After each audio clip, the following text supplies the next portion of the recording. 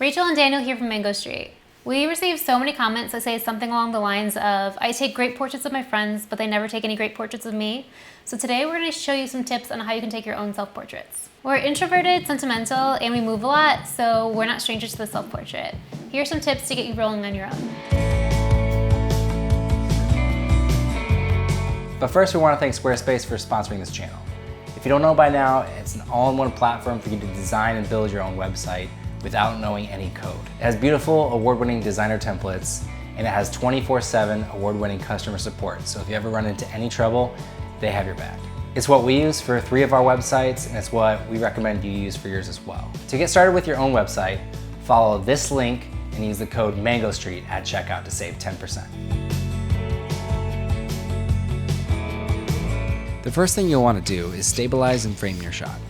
We typically put our camera on a tripod, but if you don't have one, get creative with a stack of overdue library books or something. One of the easiest ways to trigger your shutter release is to use a remote. We bought this one on Amazon for around $30, but you can get even cheaper alternatives as well. Depending on your camera, you may be able to trigger your shutter with your phone, so if you don't want to buy a remote, that might be an option for you. Another way is to use a self-timer. With our camera, we have a 2-second or 10-second delay, so you'll want to be ready to run into frame once you trigger the timer. Here are a few examples of Carlton trying out the self-timer.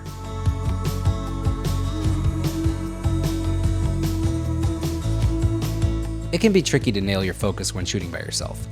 One way to help is by shooting with a more closed aperture, maybe somewhere in the range of 4.0 to 6.3. To help set your focus, try placing a prop at the same distance where you plan to be in your shot, focusing on your prop, and then trading places with it when you're ready to shoot. Feel free to shoot with a wider aperture, but it may take more trial and error to get your focus just right. Since we love shooting lifestyle photos, one way to achieve this with self-portraits is by shooting through moments.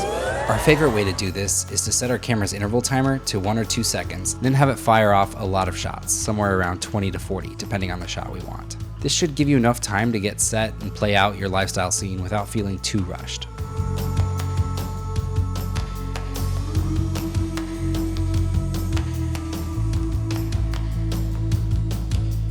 Anybody can take a standard selfie, so we encourage you to get creative with your self-portraits. Try shooting through objects like plastic wrap, shooting with a longer exposure, using direct flash, and playing around with interesting poses.